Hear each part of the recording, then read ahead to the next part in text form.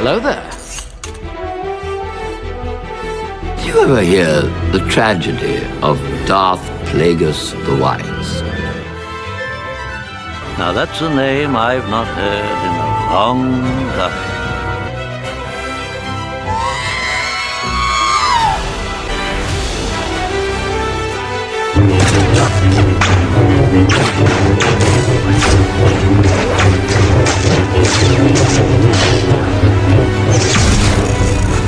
Did you call for assistance?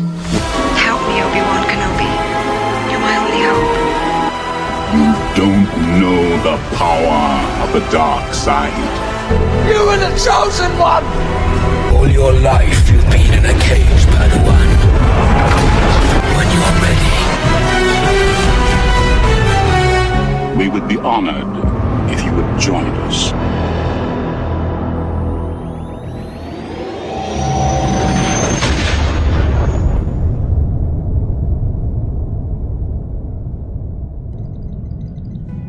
They may be primitive, but the Sith purebloods are worthy of respect, not only for their skill with the dark side, but also for their hunger for war.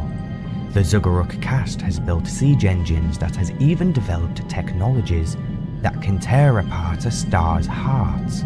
However, most warfare within Sith space occurs when the combatants can lock gazes before trading blows. Their death-dealing tools are as admirable for their craftsmanship as for their lethality. Hello there and welcome. This is Star Wars Galactic Archives. I am your host and guide, Darth Dragus. Today we continue our trek through the history of the Sith, more importantly the reign of the Axe. So jump on your speeder bike and let's get started. Now, in our episode about Korriban, we went over the characters of the Sith and the society that was in there. We've been covering that over the last few episodes. Today we're going to get into the actual weapons of the Sith. Now, we're not going to jump yet to the lightsabers because those aren't really quite a thing yet. But in the ancient society of the Sith, there was actual weapons that the Sith species would use. Now, I made up a list here to try to break it all down for you, but believe it or not, the different castes within the Sith society actually had a variety of weapons. Now, they're not limited to this list, but these are the most noticeable and distinguishable. Now, the first of these weapons would be the Sith sword. Now, this would mirror the swords of the Jedi, or the Jedi used on Tython. Those heavy, two-handed swords could deflect plasma blasts and later prove to stand against even lightsabers. Now, it is of note that these Sith swords, while their huge and bulky stance to them, the Massassi were large enough and strong enough to be able to wield them and use them with just one hand. Now, secondly, we have the Sith War Sword. This is a little bit different than the Sith Sword.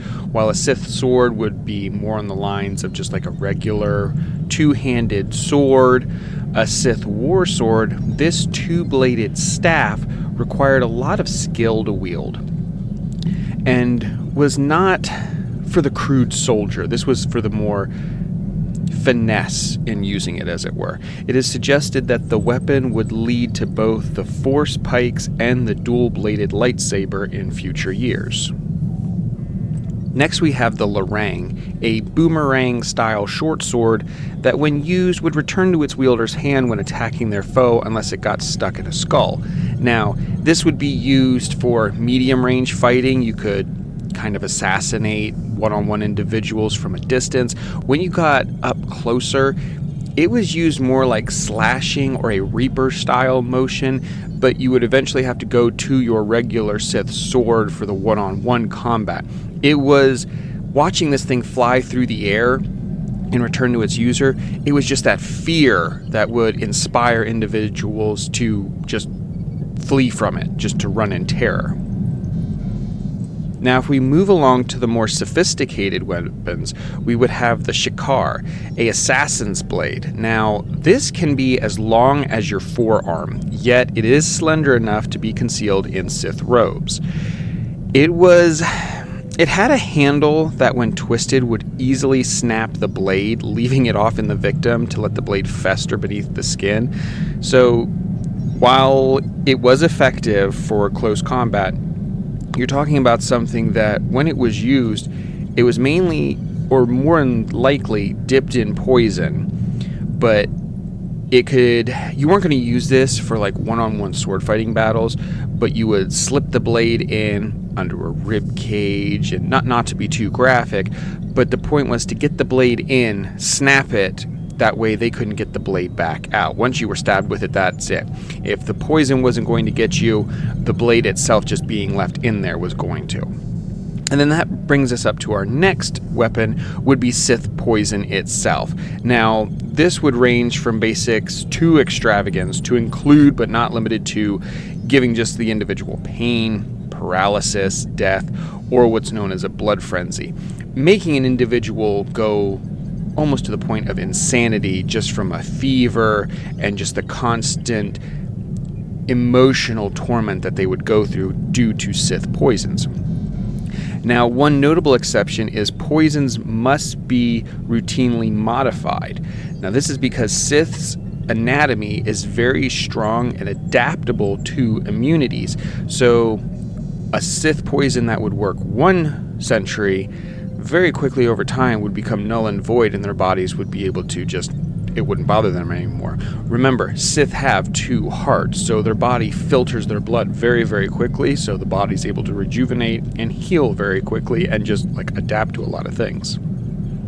Now, one weapon that we did leave out of here is the battle axe. Now, there's different reports that some of the battle axes had crystals embedded into them, just like the Jedi swords and the Sith swords, that would emulate the Force and help power them back up. Some of them were just a basic battle sword. You want to keep in mind, though, that this was just your big, I don't want to say clumsy, but just your big brute force strength axe. Just imagine a medieval axe, very broad teeth on it, that when swung, you were going to create a lot of just chaos. This weapon's going to be important today. Now, remembering that the Sith are a violent, not completely barbaric people, that they did have their castes, they had their different sections within their society, but they were not yet a unified people. These tribes, they fought, and it was constant conflict everywhere. But like any people, when trouble comes, the people gather together. So in the waning years of 28,000 BBY, a Sith male would be born to the planet of Korriban. This would be known as a Das. He would be born at least 3,000 years before the formation of the Galactic Republic.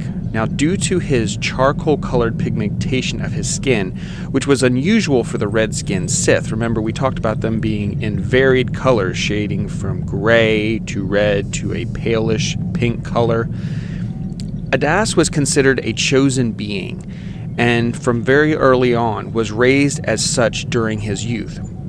Now, as he grew older, he grew to be substantial in size and displayed great intelligence in skill and in combat.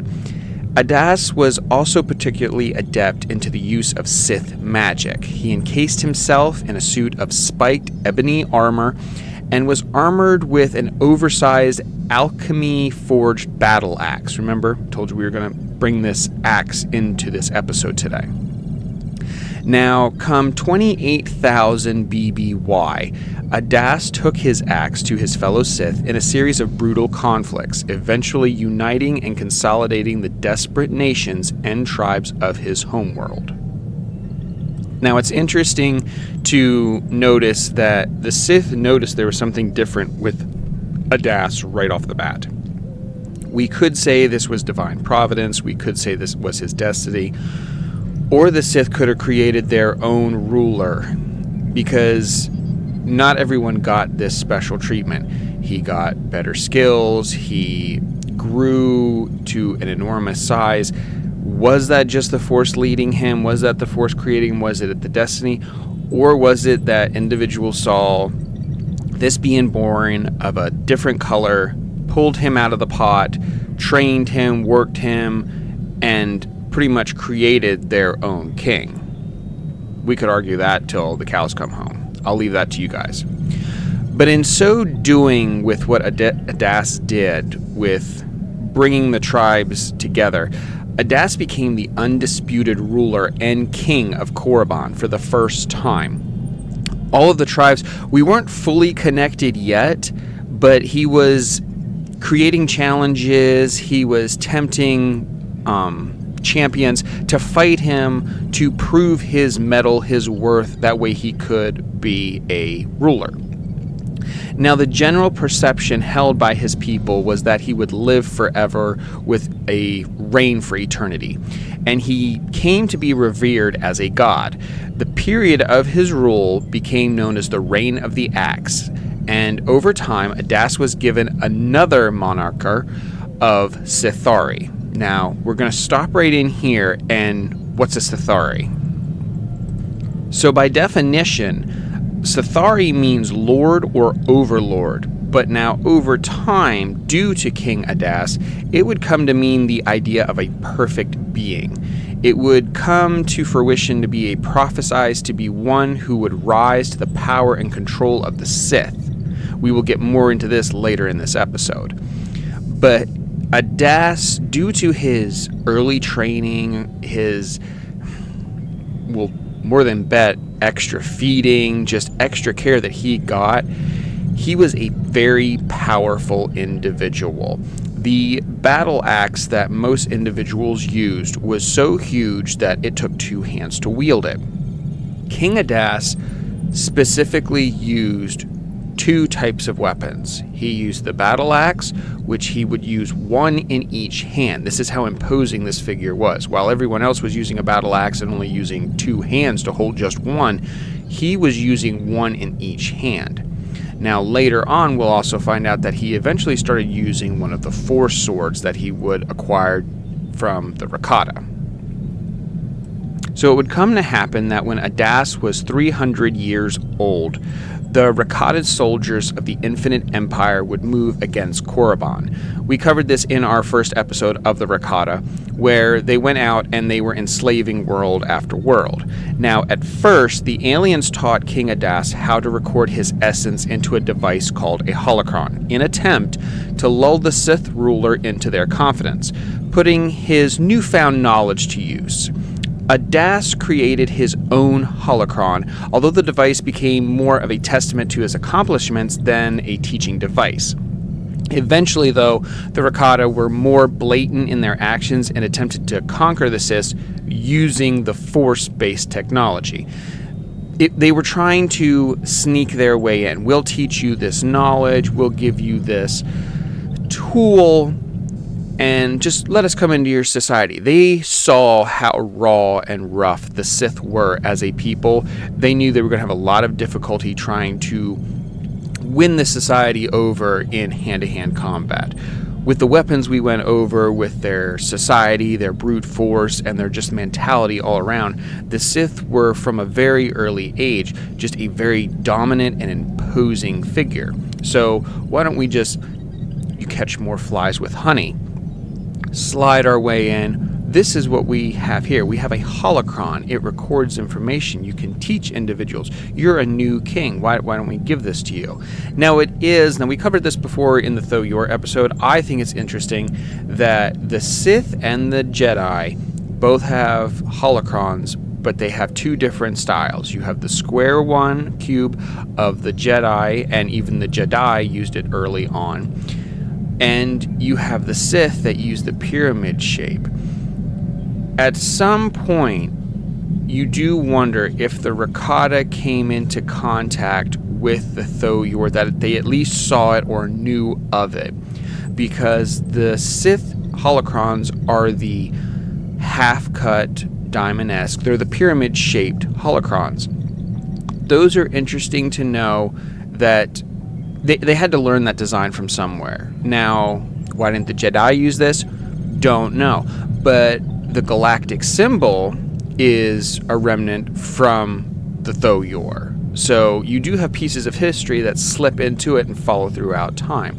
I just think that's really interesting that the Rakata taught the Sith how to make these holocrons, and they had this pyramid-style shape. Where did they get the shape from? Why was this shape important to them? Just a little thought. So now, after a period of time, the Rakata would become fed up with the diplomacy. They had had enough.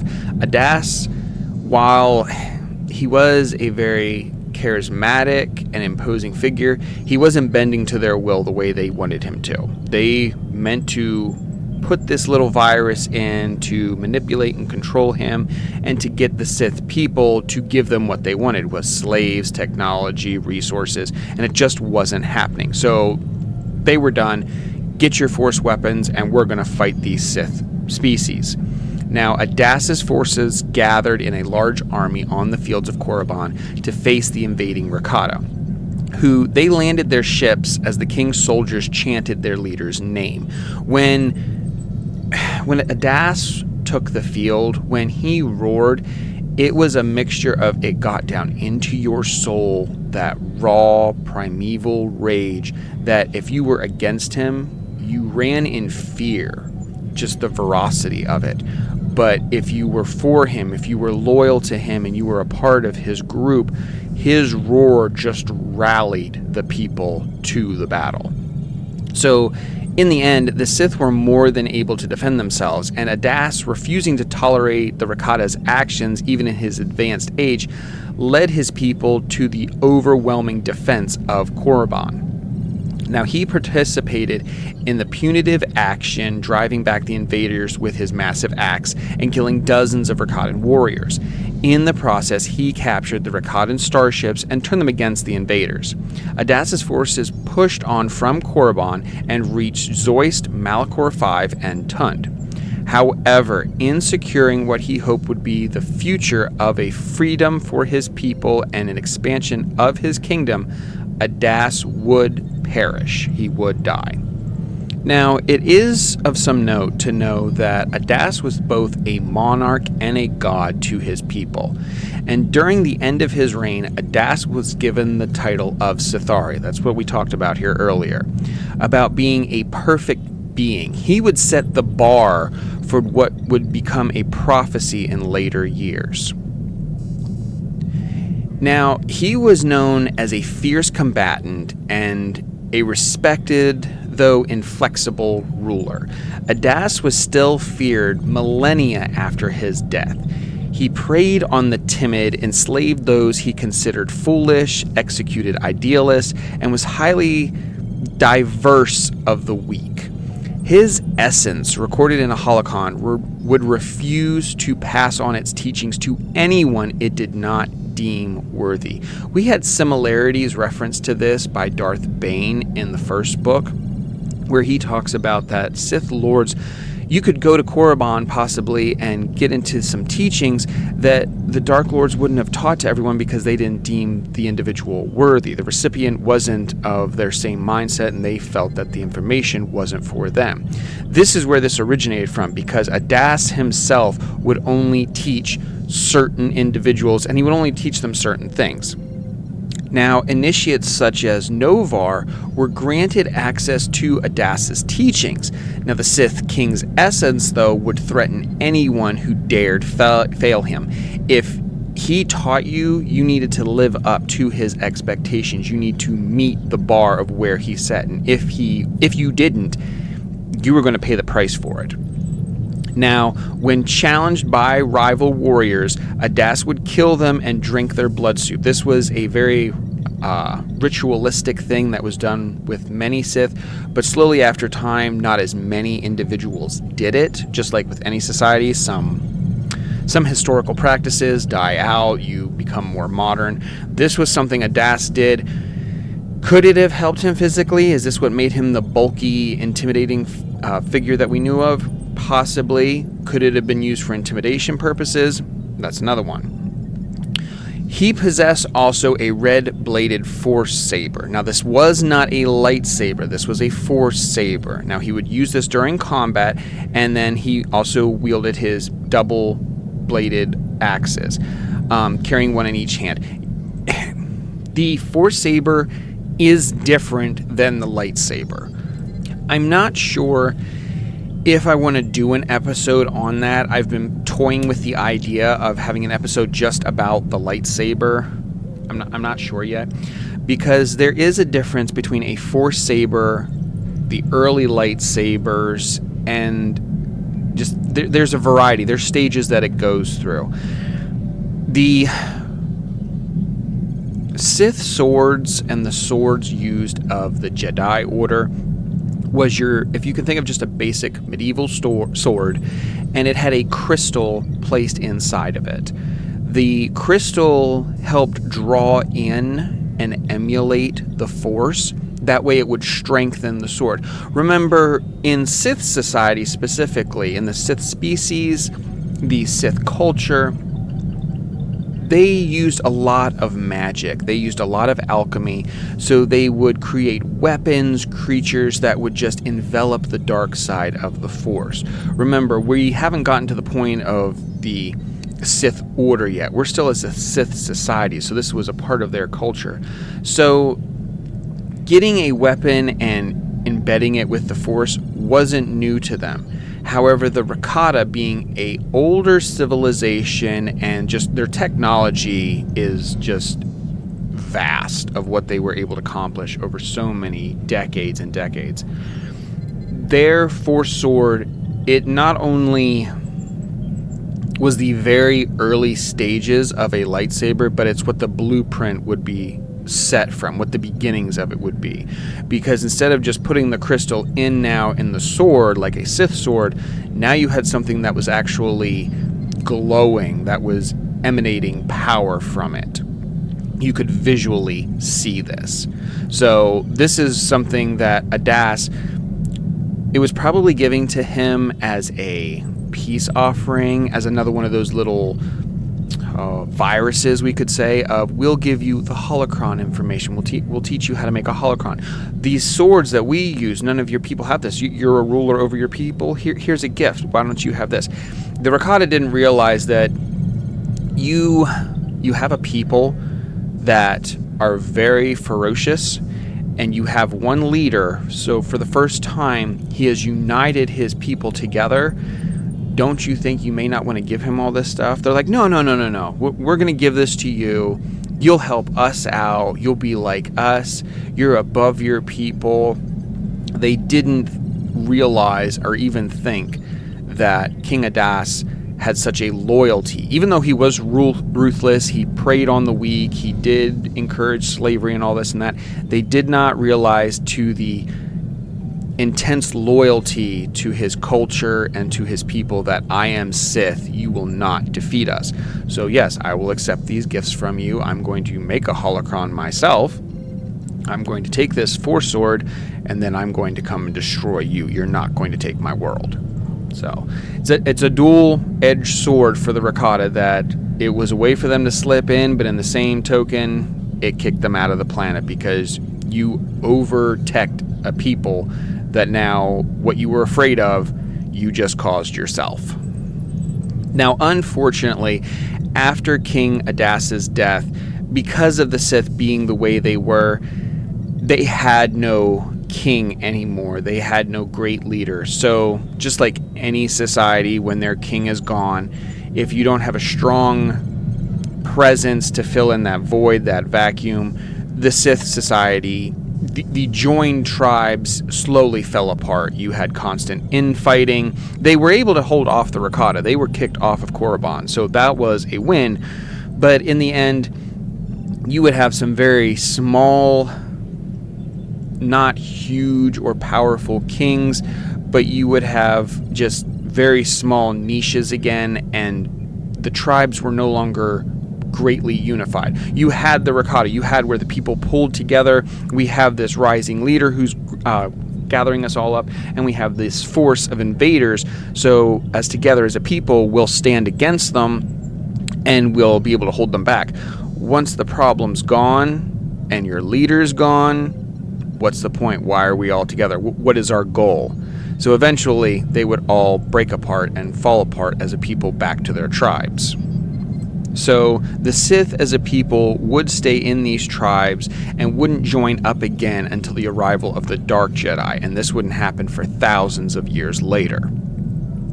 Now, we mentioned that Canidates was referred to as a Sith'ari, known as the Overlord. Now, there was a prophecy that would later come in to other Sith Lords, or Sith at the time, to reclaim that title. Now, in an ancient Sith scroll, the Sith'ari prophecy goes like this. The Sith'ari will be free of limits. The Sith'ari will lead the Sith and destroy them. The Sith'ari will rise the Sith from death and make them stronger than before. Now, Canidates was known as the Sith'ari, and my question is, was he the only one? Now, some can argue that yes, with what he did, he would be your only candidate for the Sith'ari. But we're going to look at very briefly a few other candidates that fall under that designation. Now, he was the first, so he was the standard. That's where the bar was set. Try to keep in mind what we covered of his mentality, his brute force, and all this and that. But at his time, since he was the first one, the Sith'ari for him was more like he was the overlord. He was the warlord of them all. They were setting their quote-unquote perfect being to him. What defies the perfect being? He's free of limits, and he will lead the Sith and destroy them. Now, I've said it before, and I'll say it again. We have a lot of people on this podcast that listen that are both young and old.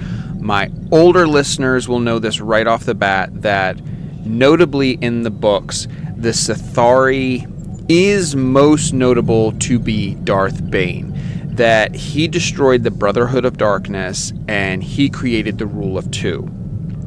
Due to his storyline and his background, it is most accepted that Darth Bane was the prophesized Sith'ari.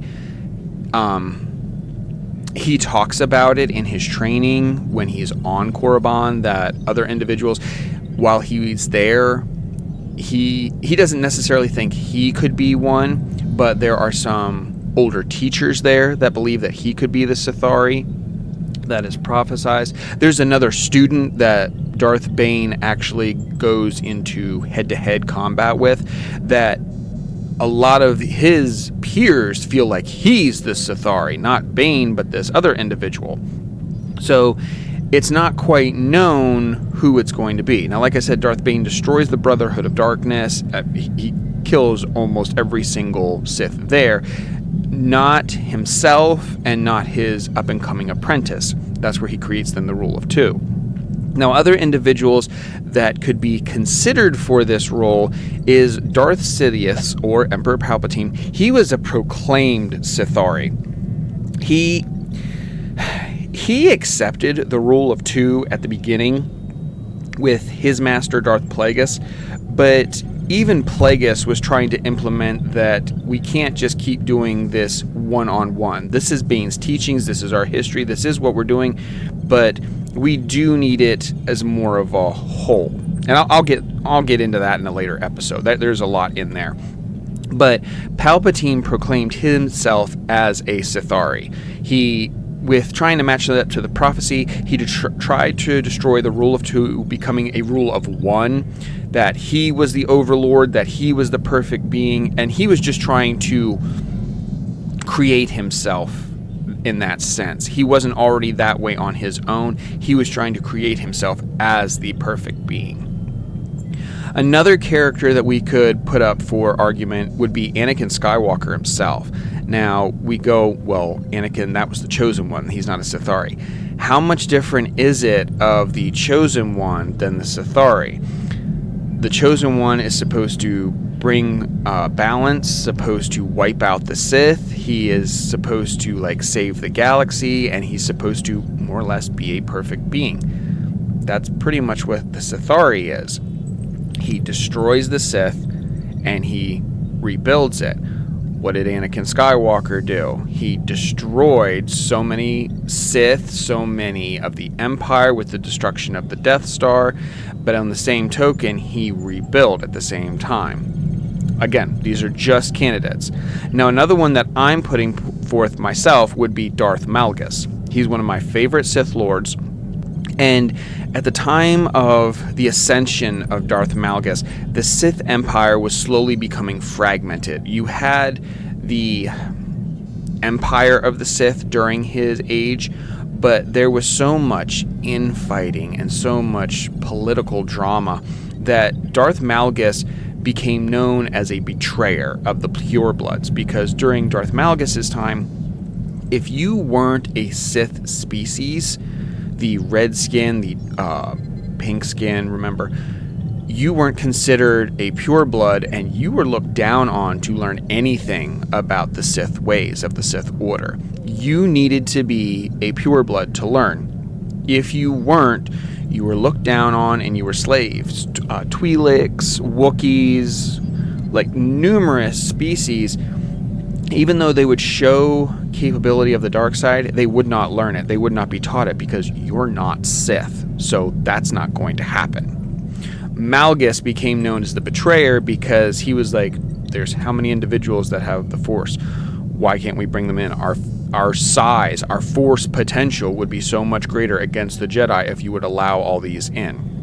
He did, within his lifetime, reform the Sith Empire, that eventually that would go away, that he would eliminate the ideals and the philosophy of it had to be purebloods to allow all these different individuals in to create a stronger, more unified Sith Empire. Could that be a classification for Sith'ari? Again, this is just me putting it out there. Who would you recommend? Who do you feel has the qualifications, the resume that could be a Sith'ari? Email me your thoughts. Let us know.